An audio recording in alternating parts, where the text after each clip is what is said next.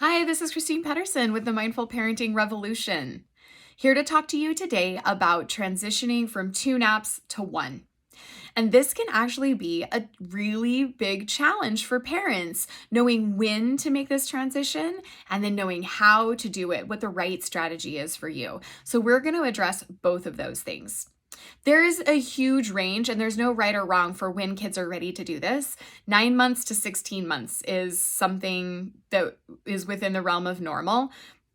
Most common is what I see somewhere between 12 months and 14 months.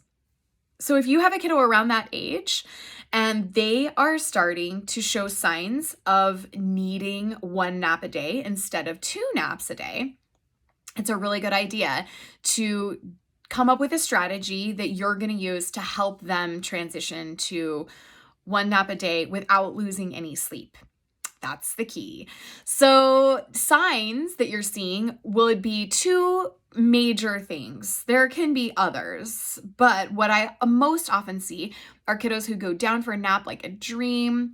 They seem exhausted at their normal nap time, but then 20, 30, 45 minutes later, wake up, playing in their crib. They have no interest in going back to sleep, and you can just get them up and start the rest of your day. Next nap time rolls around in the afternoon, maybe around 1:30 or 2. You put them down, they zonk out. 20 minutes later, they wake up. So 2 short naps is a sign that they need to consolidate their sleep into 1 nap a day and have 4 to 5 hours of time between naps. So 4 or 5 hours in the morning, a nice long nap that lasts an hour and a half to 3 hours, and then a nice chunk of 4.5 to 5 hours in the evening before bed. Also, parents notice kids not napping. So usually it's the first nap or the second nap that they do great. But the other one, kiddos lay down in bed and they want nothing to do with going to sleep. They are playing, eating their toes, crawling or standing up in their crib, and it's clear that they are not feeling tired or ready to take a nap. This can be really frustrating. Short naps and kiddos who you know need to get 14 hours of sleep during the day or in a 24-hour period are just not interested in napping. So that is them telling you, my body is ready for longer awake time windows and a consolidated nap. And then it's time to decide how you're actually going to implement this switch from 2 naps a day to 1 nap a day.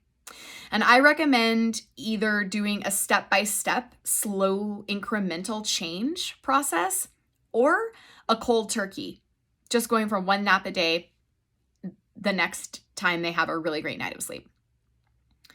Incrementally, parents oftentimes choose this option if they know that kids struggle to move their body clock.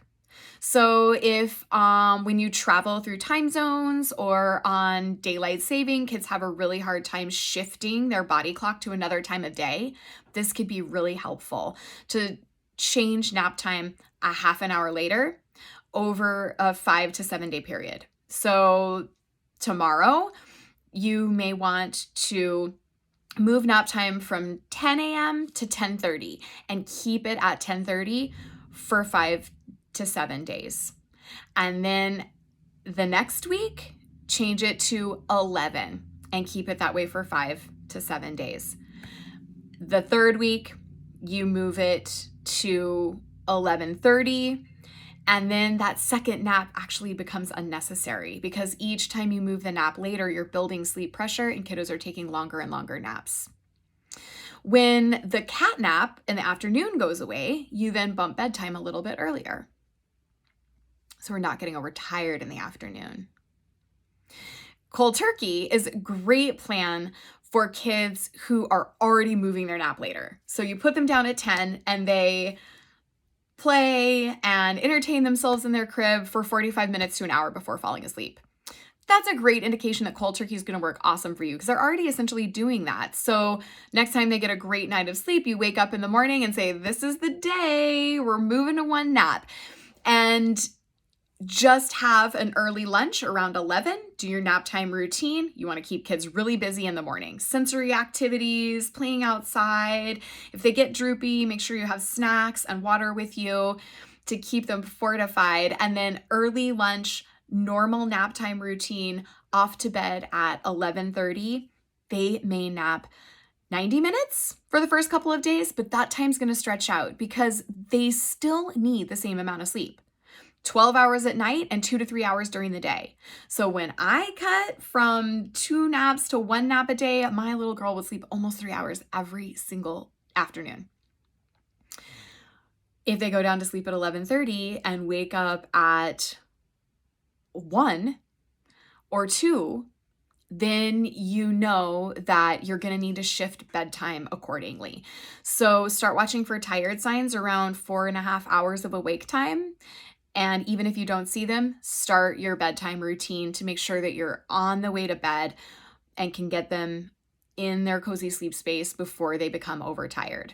I would do this for about a week. Offer an early bedtime routine, and then they'll settle into a really great schedule of a nice long nap in the afternoon and then a bedtime that is around the same time you are doing it with 2 naps a day, but you know that they're getting the sleep that they need. Okay. Worst case scenario is to cut your nap in the afternoon, have babies taking 1 hour to an hour and a half long nap, and then keep your old bedtime, which might have been 7:30 or 8.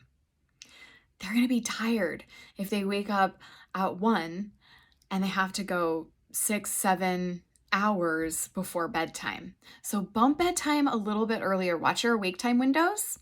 They should be around 4 to 5 hours for kiddos like this. Here's the cool thing.